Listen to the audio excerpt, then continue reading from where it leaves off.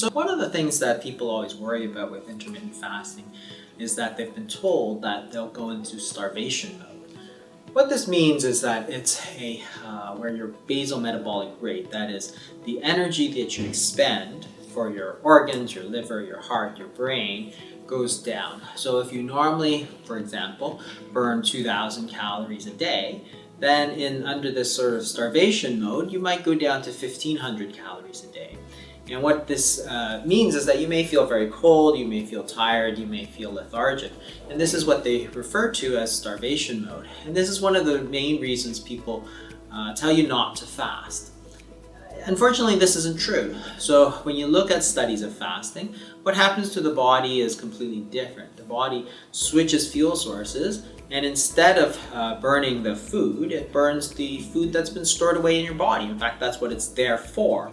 And the body stores away the food as glycogen, as also body fat for longer duration fasts. And because there is adequate food on your body, it doesn't need to slow down its basal metabolic rate.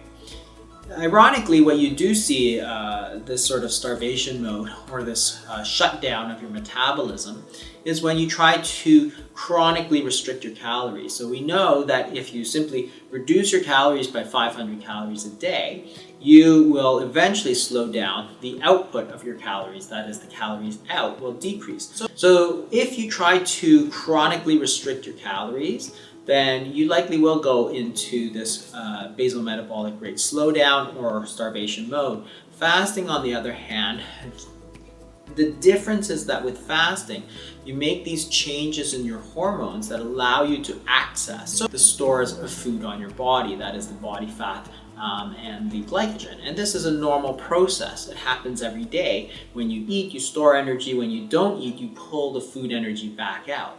If you eat small amounts constantly throughout the day, because you're eating, insulin goes up and tells your body to store food energy, and it doesn't allow you to bring that food energy back out or digest that. So if you follow that sort of strategy of eating all the time, small amounts, you're not going to have access to the body stores of energy, that is the body fat, and you're not going to be able to burn it. So if you're only taking in 1,500 calories, you're only going to be able to burn 1,500.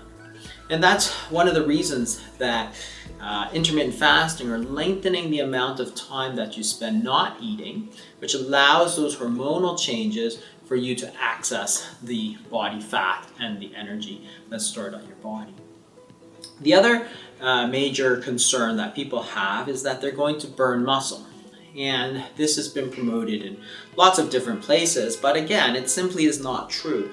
Why would your body store food energy as body fat, but as soon as you need it, it would burn muscle? That doesn't make any sense. In fact, that's not what happens. In fact, if that were to happen, every night that we sleep, where we have a prolonged 12-hour fasting period, we should start losing muscle all the time. But that doesn't happen. Your body stores the food energy and it takes it back out, and it doesn't affect the muscle stores.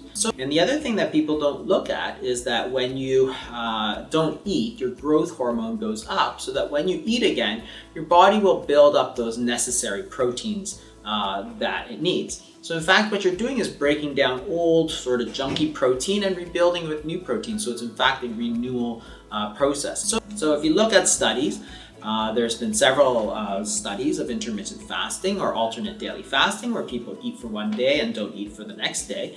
And what they find is that the lean mass is preserved much better using this sort of alternate daily fasting strategy compared to a daily caloric restriction, because you're getting this a little bit of breakdown, but then a little bit of building back up. So you're actually able to maintain that protein, but in fact, it's a lot healthier because you're having turnover. Instead of having old protein, you've got this sort of new protein.